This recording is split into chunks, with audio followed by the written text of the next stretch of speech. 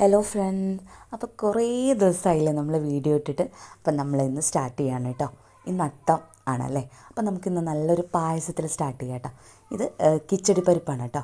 നമുക്ക് ഇത് നന്നായിട്ട് ചൂടായി വറുത്തെടുക്കാം കേട്ടോ.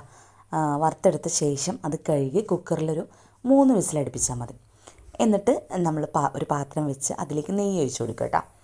നെയ്യ് ഉപയോഗിക്കാൻ ഏറ്റവും നല്ലത്, കാരണം ആ ഒരു ഫ്ലേവർ അടിപൊളിയാണ് കേട്ടോ മക്കളെ. അപ്പോൾ ഞാനൊരു 2 ടീസ്പൂണ് നെയ്യ് ഒഴിച്ച് കൊടുത്തിട്ടുണ്ട് കേട്ടോ. അതൊന്ന് ചൂടായി വന്നപ്പം നമ്മൾ ഓൾറെഡി വേവിച്ച് വെച്ച കിച്ചടി പരിപ്പ് ഉണ്ടല്ലോ, ആ കിച്ചടി പരിപ്പ് നമുക്ക് ഇതിലേക്ക് ഇട്ട് കൊടുക്കാം. 3 വിസിലടുപ്പിച്ചാൽ മതി കേട്ടോ. നമ്മൾ ആ വറുത്ത് കഴിഞ്ഞിട്ട് പിന്നെ കുക്കറിൽ ഇടണ മുന്നേ ഒന്ന് കഴുകിയിട്ട് വേണം നമുക്കത് വേവിച്ചെടുക്കാൻ. അപ്പോൾ ഞാനത് വേവിച്ച് വെച്ചിട്ടുണ്ട്. ഇനി നമുക്കത് ഇതിലേക്ക് ഇട്ട് കൊടുക്കാം. ഇട്ട് കൊടുത്ത ശേഷം കൈ എടുക്കാതെ ഇളക്കി കൊടുക്കണം കേട്ടോ, കാരണം ആ നെയ്യിൻ്റെ ഫ്ലേവർ എല്ലായിടത്തും എത്തണം.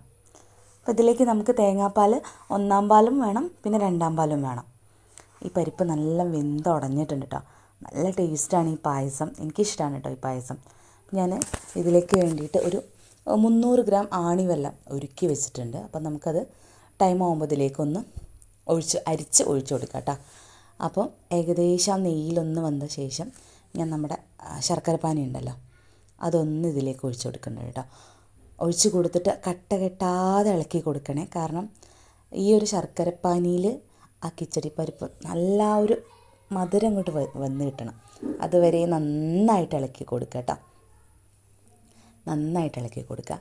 നമ്മൾ ജസ്റ്റ് ഒന്ന് തിള വന്ന ശേഷം നമ്മൾ എന്ത് ചെയ്തു, അതിലേക്ക് നമുക്കിനി 2-ാം പാൽ ഒഴിച്ച് കൊടുക്കണം. അപ്പോൾ അതിന് മുന്നേ ഞാൻ അതിൽ കട്ട കെട്ടണതൊക്കെ ഒന്ന് ഉടച്ചു കൊടുക്കണം കേട്ടോ. ഇത് ഇനി കുറുകി വരും. അപ്പോൾ നമുക്ക് ആദ്യം ഇതിലേക്ക് 2-ാം പാൽ ഒഴിച്ച് കൊടുക്കാം കേട്ടോ. 2-ാം പാൽ ഞാൻ മുഴുവനായിട്ട് ഒഴിച്ചിട്ടില്ല, കുറച്ച് മാറ്റി വെച്ചിട്ടുണ്ട് കേട്ടോ. ഇനി ഇത് നന്നായിട്ട് വെട്ടി തിളച്ച് വറ്റി വരണം കേട്ടോ. വറ്റി വരുമ്പോൾ ലാസ്റ്റാണ് നമുക്ക് 1-ാം പാൽ ഒഴിക്കുക. ഇത് നമുക്ക് തേങ്ങാക്കൊത്തിൽ വറവിടാം, അല്ലാതെ എടുക്കാം കേട്ടോ. അപ്പോൾ ഏകദേശം തിളച്ച് വറ്റി വന്നപ്പോൾ ഞാൻ 1-ാം പാൽ ഒഴിച്ച് കഴിഞ്ഞാൽ പിന്നെ തിളക്കരുത് കേട്ടോ.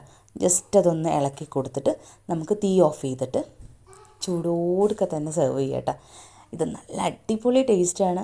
ഇവിടെ ഞങ്ങൾക്ക് എല്ലാവർക്കും ഈ കിച്ചടി പരിപ്പിൻ്റെ പായസം ഇഷ്ടമാണ് കേട്ടോ.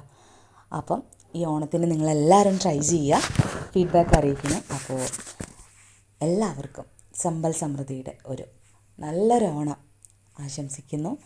അതോടൊപ്പം എൻ്റെ ചാനൽ ഇഷ്ടമായ ലൈക്ക് ചെയ്യുക, ഷെയർ ചെയ്യുക, സബ്സ്ക്രൈബ് ചെയ്യുക. Thank you. അപ്പോൾ പായസം ഉണ്ടാക്കി നോക്കാം.